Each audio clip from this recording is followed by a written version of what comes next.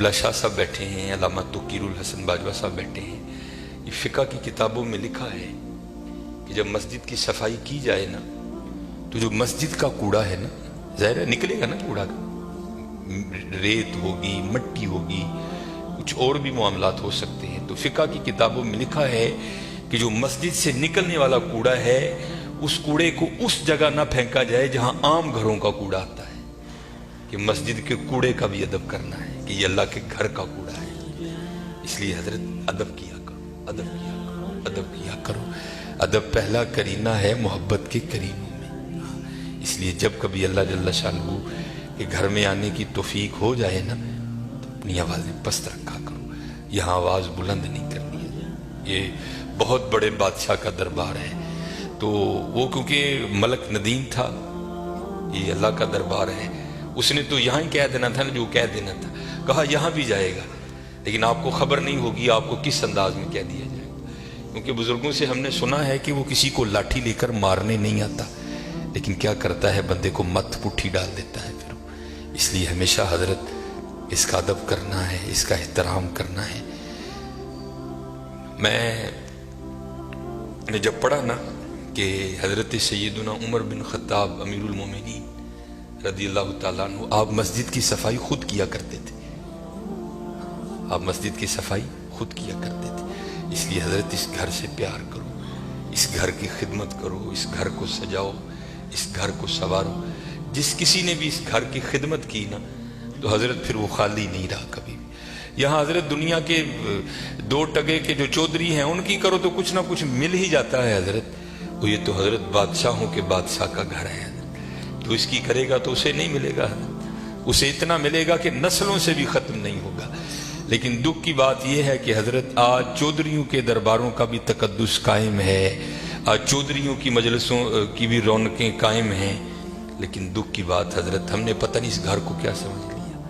نہیں حضرت وَأَنَّ الْمَسَاجِدَ لِلَّهِ، یہ اللہ کا گھر، یہ ایسا گھر ہے حضرت اگر آپ آ کر خالی بیٹھ ہی جائیں نا، کچھ بھی نہ کریں، صرف آ کر آپ بیٹھ بھی جائیں گے تو جتنی دیر بیٹھے رہیں گے آپ کے نامہ اعمال میں نیکیاں لکھی جائیں گی. یہ ایسا سونا گھر ہے. اور حکیم صاحب رحمۃ اللہ تعالیٰ نے تو اکثر فرمایا کرتے تھے کہ بھائی سانو تے جو ملے ایتھوں ہی ملے ہے، سانو تے جو ملے ایتھوں ملے ہے. ابو بکر صدیق کو جو ملا مسجد سے ملا، حضرت عمر کو جو ملا مسجد سے ملا، حضرت عثمان غنی کو جو ملا مسجد سے ملا، حضرت سیدنا علی المرتضیٰ کو جو ملا مسجد سے ملا، ہمارے بڑوں کو جو ملا حضرت مسجد سے ملا حضرت.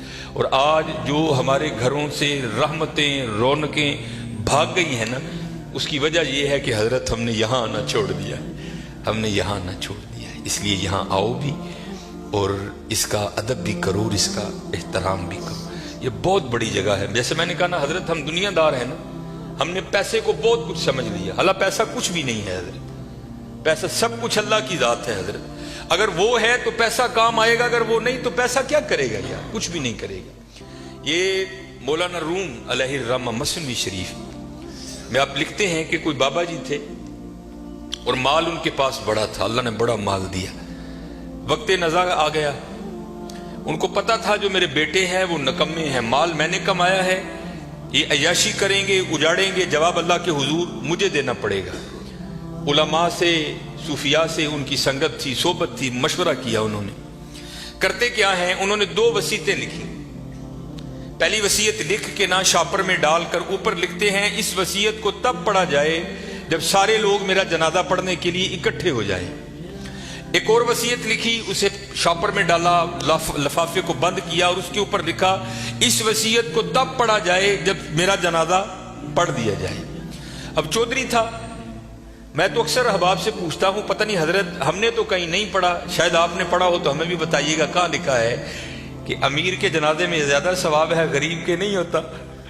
غریب کے جنازے میں آتا ہی کوئی نہیں حضرت. پاس سے بھی گزرے گا اپنی دکان پر بیٹھے رہیں گے، غریب کے جنازے پہ کوئی بھی نہیں جائے گا حضرت. اور اگر جنازہ ہو کسی امیر آدمی کا، ہمیں اطلاع کسی بھی راہ صلاح سے مل جائے ہم ضرور پہنچیں گے حضرت. اور یہ میں نے اب دیکھا ہے حضرت، پہلے جنازے پہ کون ملا کرتا تھا کسی سے، اب جناب جنازے پہ بھی لوگ ایسے ملتے ہیں جیسے شادیوں پر ملا جاتا تھا. اور اس کا مقصد کیا ہوتا ہے، پاجی دھیان رکھیو میں بھی آیا جی تے جے کل کو میرا مر گیا تو تسی بھی آنا جی. عجیب رنگ لگ گیا یار. आधा आधा घंटा, पौना पौना घंटा लोग हजरत बड़े वहां खड़े होकर एक दूसरे को मिलते रहते हैं।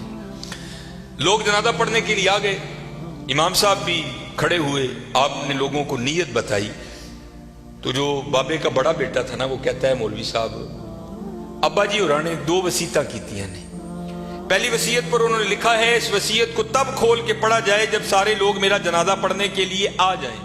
अब सारे लोग आ गए हैं, कितारें बन गई हैं, सफ़ें बन गई हैं, तो आप ये वसीयत पढ़े।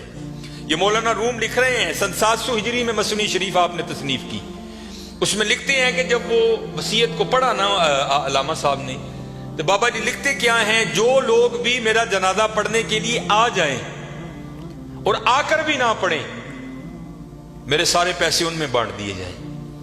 अब जब ये ऐलान हुआ ना, तो थे तो हम जैसे ही सारे, उन्होंने कहा जनाजा फर्दे किफाया, चंद अहबाब भी पढ़ लेंगे, सबका हो गया। चलो अगर सवाब की बात है किसी और का पढ़ के ले लेंगे, यहां नगद पैसे मिल रहे हैं। एक निकला, दूसरा निकला, तीसरा निकला, यहां तक कि मौलाना रूम फरमाते हैं कि जितने लोग जनाजा पढ़ने के लिए आए थे ना, सब नेकी छोड़कर पैसे लेने के लिए पीछे जाकर खड़े हो गए।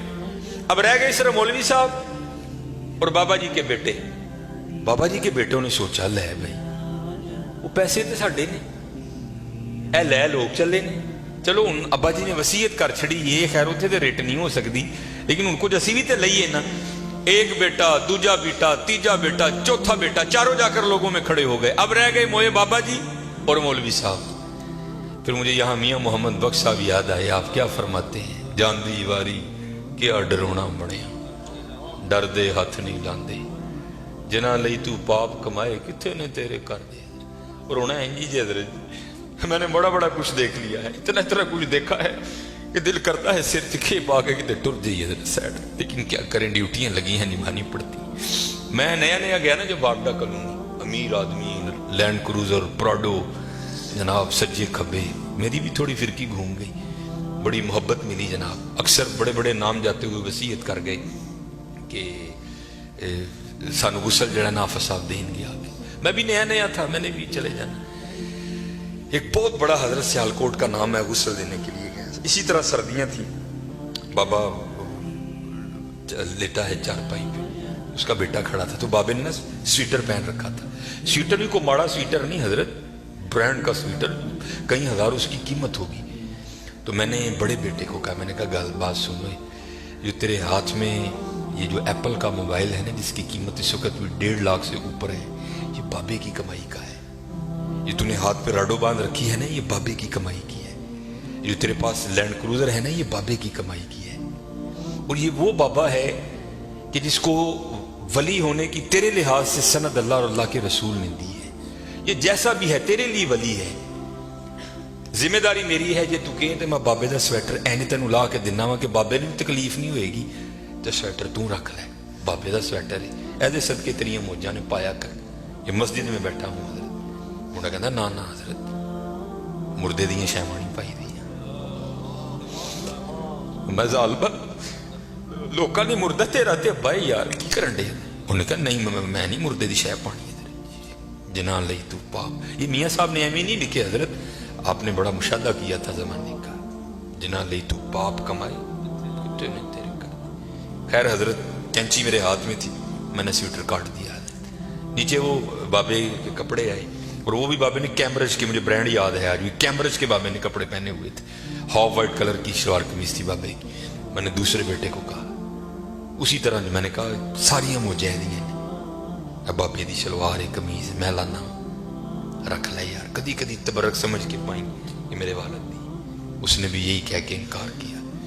फिर जब गुसल देने की बारी आई, मैंने कहा बताता मैं हूं गुसल कैसे देते हैं।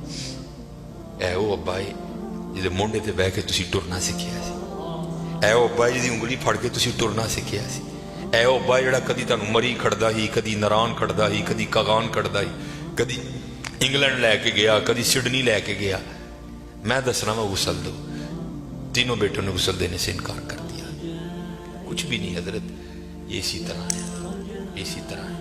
अगर इससे प्यार करोगे वहां बेवफाई करोगे तो इसी तरह है, इसी तरह। सारे खड़े हो गए, रह गए मौलवी साहब और बाबा जी।